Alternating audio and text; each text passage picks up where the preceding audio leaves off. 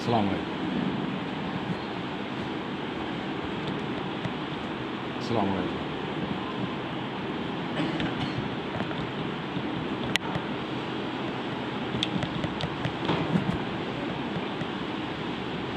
அஸ்ஸலாமு அலைக்கும். அல்ஹம்துலில்லாஹி நஹ்மதுஹு வ நஸ்தஈனுஹு வ நஸ்தக்ஃபிருஹு வ நஊது பில்லாஹி மின் ஷுரூரி அன்ஃபுஸினா வ மின் ஸய்யிஆத்தி அஅமாலினா மை யஹ்திஹில்லாஹு ஃபலா முضில்ல லஹு வ மை யுضلل ஃபலா ஹாதிய லஹு வ அஷ்ஹது அல்லா இலாஹா இல்லல்லாஹு வஹ்தஹு லா ஷரீக லஹு வ அஷ்ஹது அன்ன முஹம்மதன் அப்துஹு வ ரசூலுஹு. فقد قال الله تعالى في محكمه تنزيل القرآن المجيد أعوذ بالله من الشيطان الرجيم بسم الله الرحمن الرحيم فاذكروني أذكركم واشكروا لي ولا تكفرون يا أيها الذين آمنوا استعينوا بالصبر والصلاة إن الله مع الصابرين. கண்ணியத்திற்குரிய எல்லாம் வல்ல அல்லாஹ் ஜல்லஷானஹு தஆலாவினுடைய நல்லடியார்களே, எல்லாம் வல்ல அல்லாஹ்வினுடைய பெருநாள் அல்லாஹ்வினுடைய மார்க்கத்தை ஒரு தூய்மையான வடிவத்தில் அறிந்து கொள்ள வேண்டும் என்கின்ற நோக்கத்தோடு சங்கைக்குரிய இந்த ஜும்மாவுடைய நன்னாளிலே நாம் எல்லாம் இங்கே கொண்டிருக்கிறோம். மறுமை பெருவெளியில் நிகழவிருக்கக்கூடிய மிகப்பெரிய சம்பவம். இந்த மிகப்பெரிய சம்பவத்தை நமது மர்கஸில் ஏராளமான தாயிகளின் ஜும்மா உரையாக நாம் எல்லாம் கேட்டிருப்போம். இருந்தாலும் இந்த சம்பவத்தின் மூலம் நமக்கு கிடைக்கக்கூடிய படிப்பினை, இந்த சம்பவத்தை கேட்ட மாத்திரத்தில் ஏதோ ஒரு உள்ளத்திலே அல்லாஹ் போட்டு விடலாம் என்ற ஆவலோடு அந்த மறுமையில் நிகழக்கூடிய அந்த சம்பவத்தை பார்க்கலாம். அந்த சம்பவத்தை நாம் அறிந்து கொள்வதற்கு முன்னால் இரண்டு விஷயங்களை நம்முடைய உள்ளத்திலே பதிவு செய்து வைத்துக் கொண்டோம் என்று சொன்னால், இதற்காகத்தான் அல்லாஹு ஜல்லஷானஹு தஆலா இவரை தேர்ந்தெடுத்திருக்கின்றானா என்ற உண்மை விளங்கும். நபிகள் நாயகம் ஸல்லல்லாஹு அலைஹி வஸல்லம் அவர்கள் சொன்னார்கள், அல்லாஹ் என்னை மறுமை நாளிலே புகழப்படக்கூடிய இடத்திலே எழுப்புவான், உயர்த்தப்படுவேன், நான் என்னை உயர்த்துவான். அல்லாஹ் மறுமை நாளில் உயர்த்தப்படக்கூடிய உன்னதமான மனிதராக நபிகள் நாயகம் இருக்கின்றார்கள். மக்காமுல் முஹம்மது இந்த இடத்திலே உயர்த்தப்பட்ட ஒரு மனிதராக இவர் இருக்கின்றார். மீண்டும் ஒரு சம்பவம், நபிகள் நாயகம் ஸல்லல்லாஹு அலைஹி வஸல்லம் அவர்களை பார்த்து கேட்கின்றார்கள், தோழர்கள், யா ரசூலுல்லாஹ், அல்லாஹ் உங்களுடைய பாவங்களை எல்லாம் மன்னித்து விட்டான். எப்படி? நீங்கள் முன்னால் செய்கின்ற பாவம், செய்த பாவம், பின்னால் செய்கின்ற பாவம், அல்லாஹ் உங்களுடைய முன்பின் பாவம் இரண்டையுமே மன்னித்து விட்டான். ஆனால் நாங்கள் காண்கின்றோம், உங்களுடைய கால்கள் எல்லாம் நீங்குகின்ற அளவிற்கு தொழுகின்றீர்கள். அமல்களிலே புயலை போல நீங்கள் அமல் செய்கின்றீர்கள். உங்கள் கால்கள் வீங்கி உங்களுடைய மேனியெல்லாம் சிவந்து விடுகின்ற அளவிற்கு நீங்கள் தொழுகின்றீர்களே, முன்பின் பாவத்தை மன்னிக்கப்பட்ட நீங்கள் ஏன் எப்படி செய்கின்றீர்கள்? நபிகள் நாயகம் சொன்னார், அல்லாஹ் என்னுடைய முன்னால் பின்னால் பாவத்தை மன்னித்து விட்டான், அதற்கு நன்றி காட்டக்கூடிய ஒரு நல்ல அடியானாக, அடிமையாக நான் இருக்கக்கூடாதா? என்னுடைய பாவத்தை அல்லாஹ் மன்னித்து விட்டான், நான் அதற்கு அல்லாஹ்விற்கு நன்றி செலுத்தக்கூடிய நல்லடியாராக மாற வேண்டும் என்ற எண்ணத்தில் தான் நான் தொழுதேன். இந்த இரண்டு சம்பவங்களை என்னுடைய உள்ளத்தில் நிறுத்தி வைத்துக் கொண்டோம் என்று சொன்னால், நான் இரண்டாவதாக கூறக்கூடிய இந்த நீண்ட நெடிய ஒரு சம்பவத்திற்கு விடை கிடைக்கும். மறுமை நாள் மக்கள் எல்லாம் ஒன்று திரட்டப்படுகிறார்கள். ஒவ்வொரு மனிதரும் குய்ய முறையா என்று ஓலமிட்டுக் கொண்டு கண்ணீர் வடித்துக் கொண்டிருக்கின்றான். அவனுடைய இடது கரங்களிலே நீட்டப்பட்ட ஏடு, அவனுடைய வாழ்க்கை குறிப்பு, அவனுடைய வாழ்க்கை சுவடு, அவனுடைய ஒவ்வொரு நொடி நிமிடம் வாழ்க்கை, பேசிய பேச்சு, நடந்த விதம், பழகிய முறை, இவை அனைத்திலுமே இவன் நரகவாதி என்று, இவன் தண்டனைக்குரியவன் என்று ஓலையால் எழுதப்பட்டு நூல்கால் எழுதப்பட்ட அவனுடைய கரங்களில் கொடுத்து மகசர் மைதானத்திலே நரகத்திலே கொழுந்து விட்டு எரிகின்ற அந்த நரகத்துக்கு பயந்தவனாக ஒட்டுமொத்த முஸ்லிம்களும் கும்பிடுவார்கள். கொடுமையான நரகம். இந்த நரகத்தில் இருந்து பாதுகாப்பு வேண்டும் என்று சொன்னால் நாம் என்ன செய்வது? நாம் செய்யக்கூடிய அமல்கள் எல்லாம் நிறுத்தி வைக்கப்பட்டு விட்டது. மண்ணோடு மண்ணாய் மக்கி போய் மறுமை நாளை சந்திக்கின்ற நாம் இப்பொழுது நம்மை காப்பாற்றிக் கொள்ள வேண்டும் என்று சொன்னால் அல்லாஹ்விற்கு பிடித்த நபிமார்களுடைய பரிந்துரை வேண்டும். யாரு சிறந்தவர்? மக்கள் எல்லாம் மசூரா செய்கின்றார்கள். ஆதம் நபியிடத்தில் செல்லுகின்றார்கள். ஆதம் நபி கேட்கிறார், ஆதம் கிட்ட கேட்கிறாங்க, பாப்பா அத்தான், அல்லாஹ் உங்களை தன்னுடைய கரங்களினால் படைத்தான், அழகிய கரங்களினால் படைத்தான்.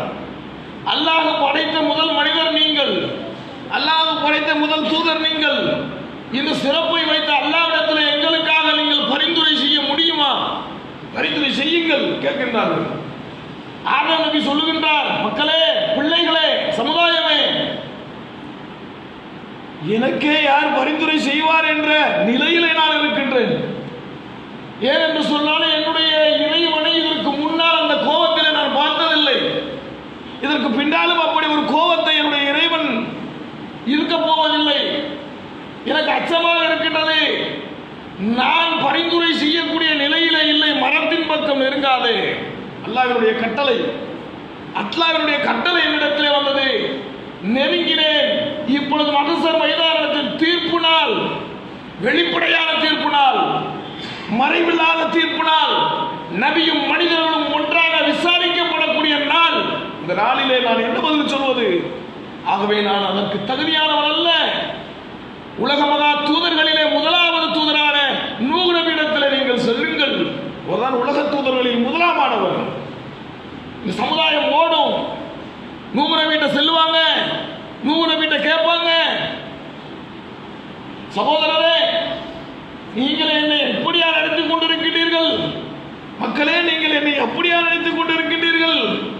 நான் அல்லாஹ்வினுடைய ஒரு வாக்கை மீறி அவரிடத்தில் பிரார்த்தனை செய்வதற்காக நான் பயந்து நடுங்கிக் கொண்டிருக்கின்றேன். என்னுடைய மகனுக்காக நான் பிரார்த்தனை செய்தேன். அல்லாஹ் என் மூலமாக ஏகத்துவத்தை எடுத்துச் சொல்ல சொல்லி மக்கள் ஏற்றுக்கொள்ளாத நேரத்திலே அல்லாஹ் அழிக்க நாடி தண்ணீரை பீரிட்டு கப்பலில் ஏறச் சொன்னான். ஏறியவர்களை எதிரி கூட்டத்தில் என்னுடைய மகன் இருந்தான். அந்த மகன் இறந்ததற்காக அல்லாஹ்விடத்தில் பிரார்த்தனை செய்தேன். அதற்காக இன்று என்ன பதில் சொல்வது? நான் கிறங்கி உள்ளேன், பயந்துள்ளேன், அல்லாஹ்வுடைய கோபத்திற்கு ஆளானவனாக இருக்கின்றேன். ஆகவே என்னிடத்திலே உங்களுடைய பரிந்துரையை எதிர்பார்க்காதீர்கள். நீங்கள் எல்லாம் அல்லாஹ்வின் நண்பரான இப்ராஹிம் இடத்தில் செல்லுங்கள். இந்த சமுதாயம் ஓடும், மீண்டும் ஓடுவார்கள். வீசி எறியப்பட்ட பந்தை போல அந்த சமுதாயம் ஒன்று திரண்டு ஓடுவார்கள். இப்ராஹிம் நபியை பார்த்து சொல்வார்கள், அல்லாஹ்வுடைய நண்பரே, உங்களை நண்பர் என்று அல்லாஹ் சொன்னான். ஆகவே எங்களுக்காக நீங்கள் பரிந்துரை செய்ய மாட்டீர்களா? இந்த கொடுமையான வெப்பத்தில் இருந்து எங்களுக்கு பாதுகாப்பு தேடித்தர மாட்டீர்களா?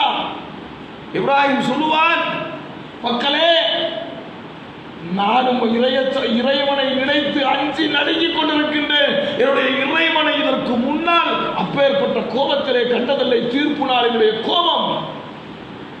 3 பொய் சொன்னேன். அந்த 3 பொய்க்கும் இப்பொழுது பரிகாரம் எதை சொல்வது, என்ன ஜவாபு சொல்வது என்று நடுநடுங்கிக் கொண்டிருக்கின்றேன். என்னிடத்திலே உங்களுடைய பரிந்துரையை எதிர்பார்க்காதீர்கள். ஆகவே நீங்கள் எல்லாம் மூசாவிடத்திலே செல்லுங்கள். இந்த சமுதாயம் மீண்டும் ஓடும். மூசா நபியை சந்திக்கும் போது சொல்லுவார், தோழர்களே, மக்களே, என்னிடத்திலே பாதுகாப்பு கேட்டு ஒரு மனிதன் வந்தான். அவனுக்கு பாதுகாப்பு அளிக்கின்ற விதத்திலே அவனை துண்டாட வந்த, கொலை செய்ய வந்த மனிதனை ஓங்கி ஒரு குத்து குத்தினேன். அவன் செத்து விட்டான். அதற்கு என்னுடைய இறைவனிடத்தில் என்ன பதில் சொல்வதென்று தெரியவில்லை.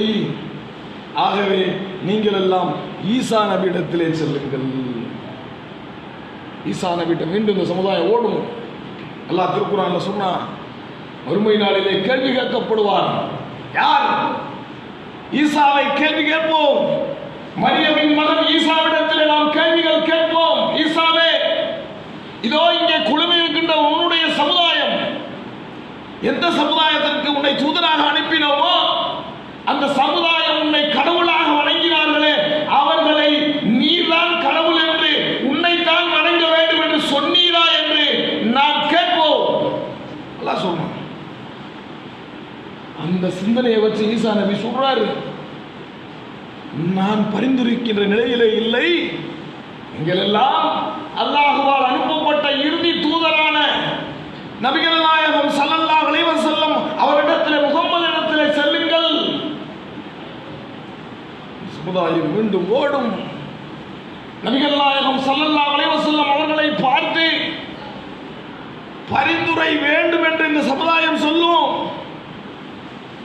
அல்லாஹ்வுடைய தூதரே, இறுதியாக அனுப்பப்பட்டவரே, அல்லாஹ்வுடைய உங்களுடைய முன் பின் பாவங்களை எல்லாம் மன்னித்து விட்டான். ஆகவே நீங்கள் எங்களுக்காக பரிந்துரை செய்ய மாட்டீர்களா? கேட்கும் இந்த சமுதாயம். பெருமானார் சொல்லுவார், உங்களுக்கு பரிந்துரை வாங்கி தருவதில் என்னை விட யார் வருவார்?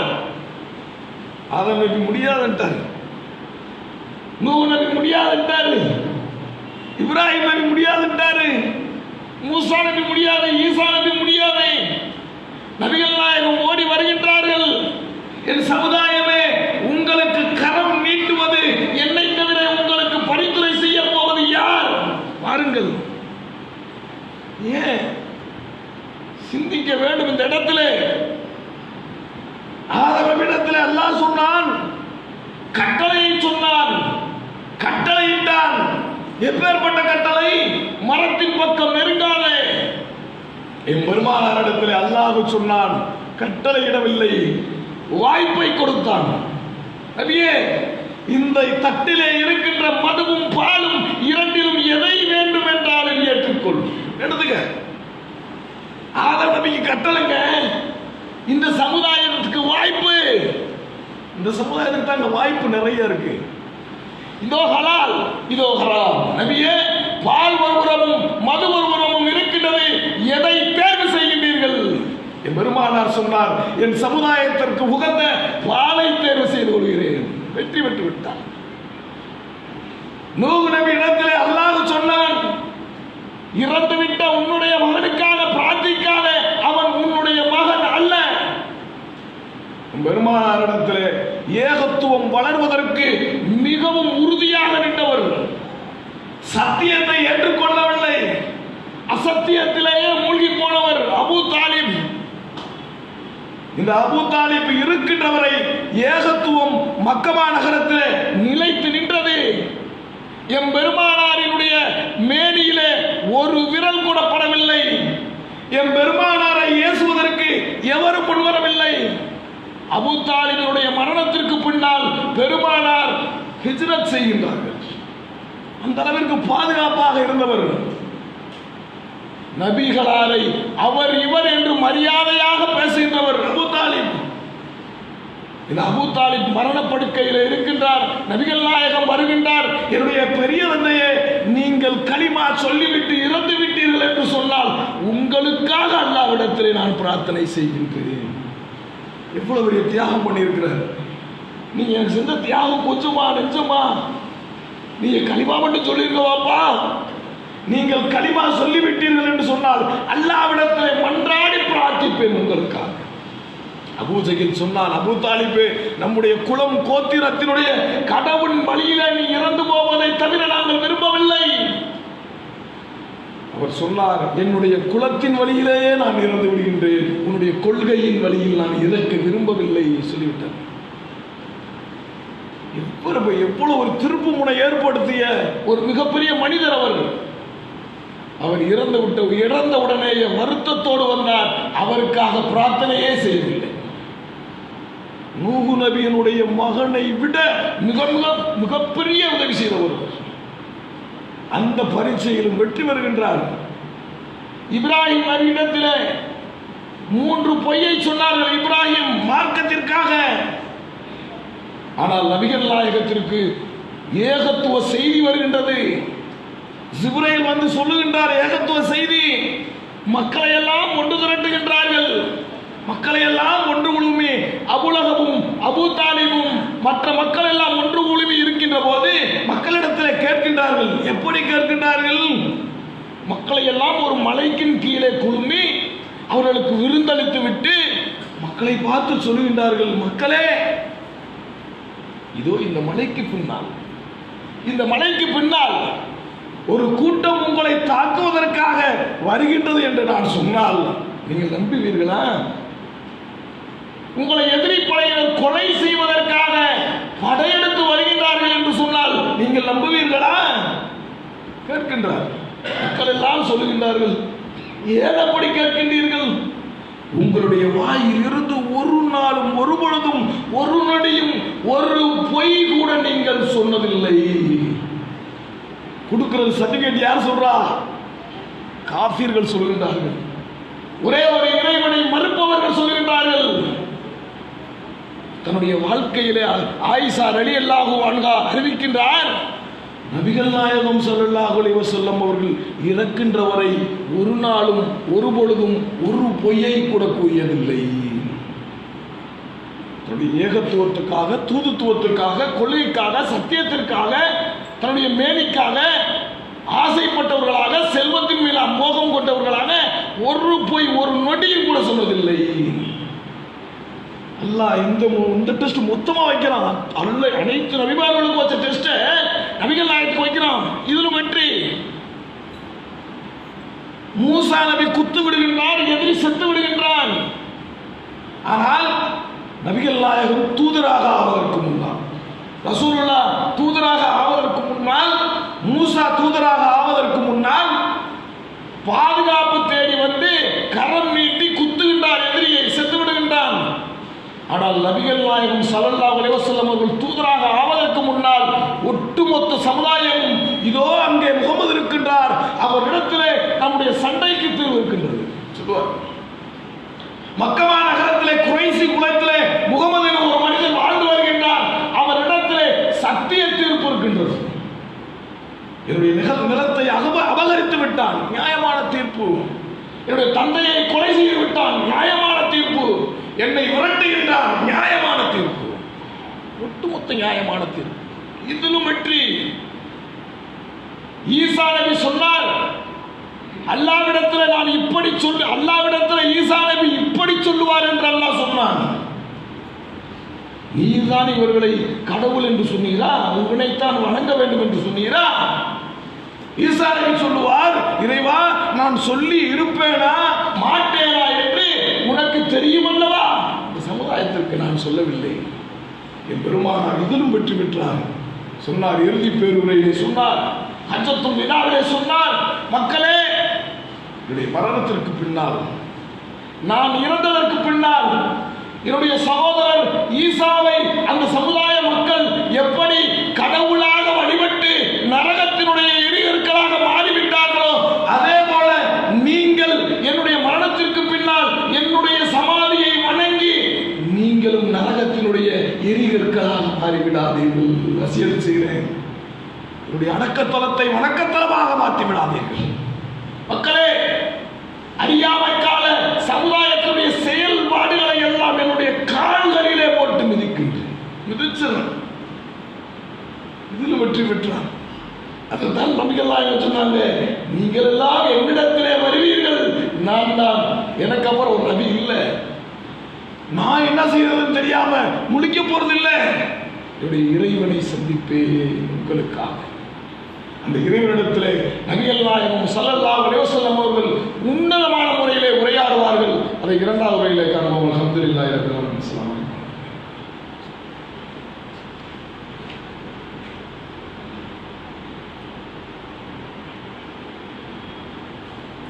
அல்ஹம்துலில்லாஹ் அல்ஹம்துலில்லாஹி வ ஸலாத்து வ ஸலாமு அலா நபியினா முஹம்மத். கணியத்திற்குரிய சகோதரர்களே, நபிகள் நாயகம் ஸல்லல்லாஹு அலைஹி வஸல்லம் அவர்கள் தவித்துக் கொண்டிருக்கின்ற நம்முடைய சமுதாயத்திற்கு ஒரு ஆறுதலாக வருவாங்க. எல்லா இடத்துலையும் போவாங்க. இந்த சமுதாயத்திற்காகவே பிரார்த்தனையை தக்க வைத்துக் கொண்ட நபி இவர். இந்த சமுதாயத்திற்காகவே தக்க வைத்துக் கொண்டவர். இந்த சமுதாயத்திற்காகவே பட்டினி இழந்தவர். ஒரு சமுதாயத்திற்காக பட்டினி இழந்தவர், ஒரு சமுதாயத்திற்காக விழித்திருந்தவர், ஒரு சமுதாயத்திற்காக அழுதவர், ஒரு சமுதாயத்திற்காக பிரார்த்தனை செய்தவர். அல்லாஹ்வை சந்திப்பதற்காக அனுமதி கேட்பார்கள். மாணவர்கள் வெளிவிடுவார்கள், அல்லாஹ்வை சந்திப்பார்கள். அல்லாஹ்வை சந்தித்த உடனேயே சஜிதாவில் வீழ்ந்து விடுவார்கள். நபிகள் நாயகம் சொல்லுகின்றார்கள், மக்களே, நான் அல்லாஹ்வை பார்த்து அவனை சஜிதாவிலே விழுவேன். எவ்வளவு நேரம் தெரியுமா? அல்லாஹ் நாடியது வரை சஜிதாவிலே விழுவேன். அல்லாஹ்விடத்தில் இருந்து வரும், நபியே, உன்னுடைய சொல் செவியேற்கப்படும் நாளிலே உங்களுடைய தலையை உயர்த்துங்கள், நீங்கள் கேளுங்கள், உங்களுக்கு இன்று தரப்படும் நாள் இது. உங்களுடைய பரிந்துரை ஏற்கப்படுகின்ற நாள் இது, நீங்கள் பரிந்துரை செய்யுங்கள். உடனே நபிகள் நாயகம் தலையை உயர்த்தி சொன்னார்கள், எனக்கு அல்லாஹ் என்னுடைய மூளையிலே உதிக்க செய்வான். இதுவரையிலும் எந்த ஒரு மனிதனுக்கும் உதித்திடாத செயல் சொல், எந்த ஒரு மனிதனுக்கும் இதுவரையில் அல்லாஹ் மூளையில் போடாத ஒரு புகழ் மாலை உதிக்கும். நான் அல்லாஹ்வை புகழ்வேன். புகழ்ந்து விட்டு உங்களுக்கு என்ன வேண்டும் என்று அல்லாஹ் கேட்பான். நான் சொல்லுவேன், இறைவா, என்னுடைய சமுதாயம். நபிகள் நாயகம் என்ன சிறந்த பரிந்துரை. எல்லாம் செஞ்சுட்டு அல்லாஹ்விடத்தை பார்த்து நபிகள் நாயகம் கேட்பாங்க, உங்களுக்கு என்ன தேவை? இறைவா, நரகத்தில் தத்தளித்துக் கொண்டிருக்கின்ற என்னுடைய சமுதாயம். உடனே அல்லாஹ் சொல்லுவான், நபியே, எவருடைய உள்ளத்தில் வார்கோதுமை அளவு ஈமான் இருக்கின்றதோ அவர்களை எல்லாம் நரகத்திலிருந்து வெளியேற்றி சொர்க்கத்தின் பக்கம் அழைத்து செல்லுங்கள் சொல்லப்படும். ஓடுவார்கள் நபிகள் நாயகம். அல்லாஹ் காட்டுவான் வார்கோதுமை அளவு ஈமான் உள்ள நெஞ்சங்களை காட்டுவான். அவர்களை எல்லாம் அள்ளி செல்வார்கள். மீண்டும் ஓடுவார்கள். மீண்டும் அல்லாஹ்வை சந்திப்பதற்கு அனுமதி கேட்பார்கள், சந்திப்பார்கள். மீண்டும் அல்லாஹ்வை காண்பார்கள், சஜிதாவிலே வீழ்வார்கள். அல்லாஹ் நாடியது வரை மீண்டும் தலையை உயர்த்துங்கள், உங்களுடைய சொல் செவியேற்கப்படும் நாள். பரிந்துரை செய்யுங்கள், உங்களுடைய பரிந்துரை ஏற்கப்படும் நாள். மீண்டும் கேட்பார்கள், இறைவா, உன்னிடத்திலே நான் என்ன கேட்டுவிடப் போகின்றேன்? வாடிக்கொண்டிருக்கின்ற, வதங்கிக் கொண்டிருக்கின்ற என்னுடைய சமுதாயம் நரகத்திலே. அனரப்புக்கும் எல்லாம் சொல்றான், அனரப்புக்கும் நான் தான் அரசன். யார்? உங்களுடைய உலகத்திலே, வீதிகளிலே, தெருக்களிலே, ஊர்களிலே நான் தான் அரசன், நான் தான் மன்னன், நான் தான் ஜனாதிபதி, நான் தான் பிரதமர் என்று கத்திக் கொண்டிருந்த மனிதனே, இங்கே யார்? ரப்பு. நான் தான் அனரப்புக்கும் நான் தான் ரப்பு. அந்த ரப்பிடத்திலே கேட்பார், இறைவா, கருகிக் கொண்டிருக்கின்ற என்னுடைய சமுதாயம். மீண்டும் அல்லாஹ் சொல்லுவான், எவருடைய உள்ளத்திலே கடுகளவு ஈமான் இருக்கின்றதோ அவர்களை எல்லாம் அள்ளி சென்று சொர்க்கத்தின் பக்கம் சேருங்கள். மீண்டும் ஓடுவார்கள். மூன்றாவது முறையாக வருவார்கள். இப்படியே 3 முறை நடக்கும். மூன்றாவது முறையும் அல்லாஹ் தலையை உயர்த்த சொல்லி, உங்களுக்கு என்ன வேண்டும்? சொல்லுவார்கள், இறைவா, என்னுடைய சமுதாயம். மீண்டும் அல்லாஹ்விடத்திலே உறுதிமொழி கொடுத்து விட்டு, கடுகு மணி அளவு, கடுகினுடைய மணி அளவு எவரிடத்தில் ஈமான் இருக்கின்றதோ அவர்களை எல்லாம் சொர்க்கத்தின் பக்கம் சேருங்கள். மீண்டும் ஓடுவார், சேர்ப்பார். நபிகள் நாயகம் சேர்த்து விட்டு சொன்னார்கள், தோழர்களே, இதற்கு மேல் எனக்கு அனுமதி இல்லை. அங்கே யார் இருப்பார் தெரியுமா? இங்கேதான் நீங்களும் நானும் சிந்திக்கக்கூடிய விஷயம். தோழர்களே, திருக்குர்ஆன் தடுத்து விட்டவர்களை தவிர அங்கே அவர்கள் மற்றவர்கள் நிரம்பி இருக்க மாட்டார்கள். ஏன் அந்த திருக்குர்ஆன் உங்களையும் என்னையும் தடுத்தவர்களாக நாம் வாழ்ந்து விட்டோமா? ஏன் இருக்கக்கூடாது? சொல்ல முடியுமா உங்களால்? நீங்கள் செய்கின்ற வேலையை வைத்து, நீங்கள் பேசுகின்ற பேச்சை வைத்து அல்லாஹ் உங்களுக்கு 3 தடவையும், அந்த 3வது முறை ஏதோ ஒரு முறையில் நான் சொர்க்கத்திற்கு சென்று விடுவேன் என்று உறுதிமொழி சொல்ல முடியுமா உங்களால்? நீங்களோ நானோ குர்ஆன் தடுத்து விட்டவர்களாக மாறிவிடும். மாறிட்டா என்ன பண்ணுவோம்? அடரப்புக்கும் நான் தான் ரப்பு, என்ன செத்துருவேன்?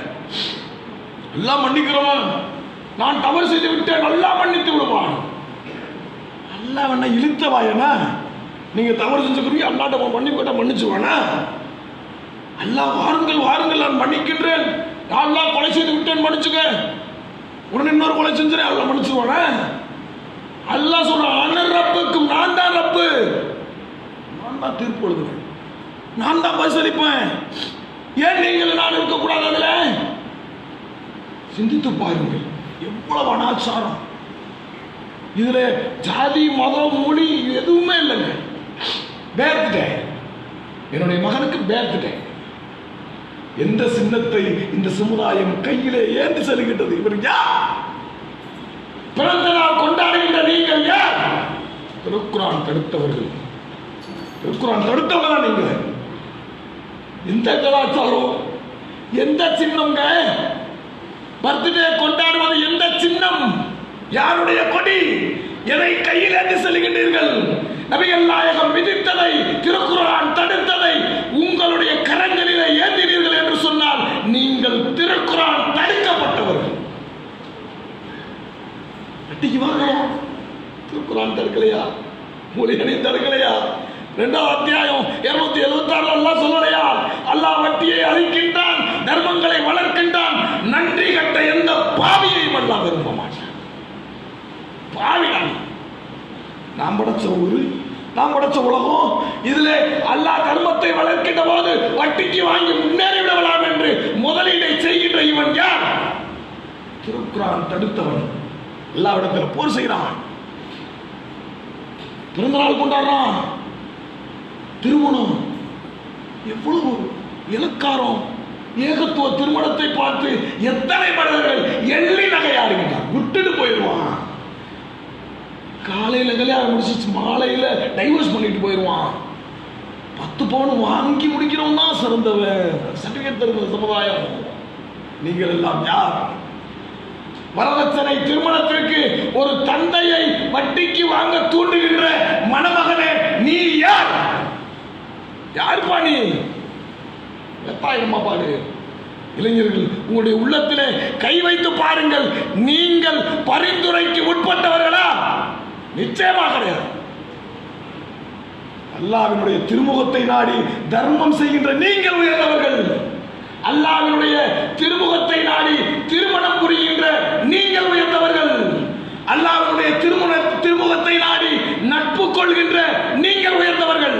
அல்லாஹ்வுடைய திருமுகத்தை நாடி உங்களுடைய மனைவியின் வாயிலே ஒரு கவல உணவை ஊட்டுகிறீர்களே நீங்கள் உயர்ந்தவர்கள். ஆனால் திருமணத்தால் என்னுடைய தந்தை என்னுடைய தாய் கோபித்துக் கொள்வார்கள், விரட்டி விட்டு விடுவார்கள் என்று நீங்கள் அச்சம் கொண்டீர்கள் என்று சொன்னால் நிச்சயமாக நீங்கள் உயர்ந்தவர்கள் அல்ல, தடுக்கப்பட்டவர்கள்.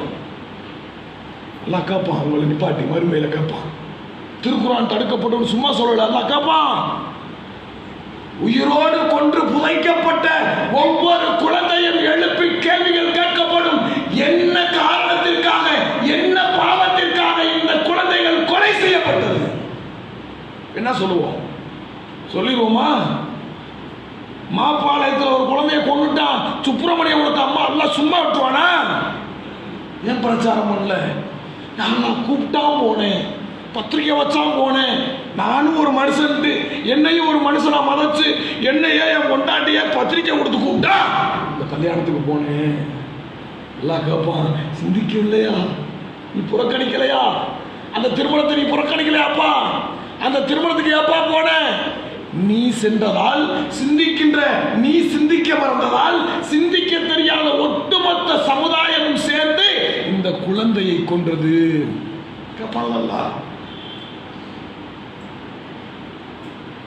அல்லாஹ் திருக்குர்ஆன்ல மறைச்சிருக்கிறான் இந்த விஷயத்தை. எனது அருமை பெண்மணிகள், நம்முடைய சகோதரிகள், அவர்களுக்கு ஏற்படுகின்ற உபாதை, மாதம் மாதம் அல்லாஹ் பெண்களுக்கு உபாதையை ஏற்படுத்துகின்றான். அவர்களுக்கு வழி சோதனை, அல்லாஹ் வழங்கிய சோதனை, அது பெண்களுக்கு வழங்கிய சோதனைங்க. அதன் மூலமாக ஏகத்துவத்தை ஏற்றுக்கொண்டதற்காக அந்த சோதனையை அவர்கள் தாங்கிக் கொண்டதற்காக வழங்கப்படும் சொர்க்கம் மிகப்பெரிய சோதனை. அந்த சோதனைக்கு நீங்கள் பத்திரிகை அளிக்கவில்லை. இதோ என் மகள் வயதிற்கு வந்து விட்டால் சொல்லல. இந்த சமுதாயம் பெண்களும் சிந்திக்க வேணும். பெண்களை நீங்கள் சிந்தியுங்கள் சொல்லல. திருக்குரான் மூடி மறைச்சிருக்கு, நபிகள் நாயகம் மூடி மறைச்சிருக்கிறாங்க, ரசூலுல்லாஹ் தடுத்துட்டாங்க. அதையும் மீறி பெண்கள் என்னுடைய மகள் மேஜராகிவிட்டார், என்னுடைய மகளுக்காக நான் சடங்கு செய்கின்றேன் என்று உங்கள் மகளுக்கு ஏற்பட்ட உபாதையை ஊரெல்லாம் நீங்கள் பப்ளிசிட்டி செய்கிறீர்களே, நீங்கள் யார்? திருக்குரான் தடுக்கப்பட்டார். அப்ப திருக்குரான் தடுக்கப்பட்ட மனிதர்களாக நீங்களும் நானும் மாறிவிட்டார் செய்ய முடியாது, தப்பிக்கவே முடியாது. ரசூலுல்லாஹ் சொல்றாங்க, கைவிரித்து விடுவேன். தெரியாது எப்படி ஹவுசர் தடாகத்திலே நான் கைவிரித்து விடுவேனோ அதே போல இந்த பரிந்துரையிலும் நபிகள் நாயகம் கைவிரித்து விடுவார்கள். நீ திருக்குரான் தடுக்கப்பட்டவன் சொல்லிவான். அந்த நிலைமைக்கு இந்த சமுதாயம் ஆளாக வேண்டாம். அல்லாஹ் சொல்றான், பலதரப்பட்ட விஷயங்களை சொல்றான். அல்லாஹ் பலதரப்பட்ட விஷயங்களை சொல்றான். இதற்கு இத்தனை பாவம் மன்னிக்கப்படும், அதற்கு அத்தனை பாவம் மன்னிக்கப்படும்.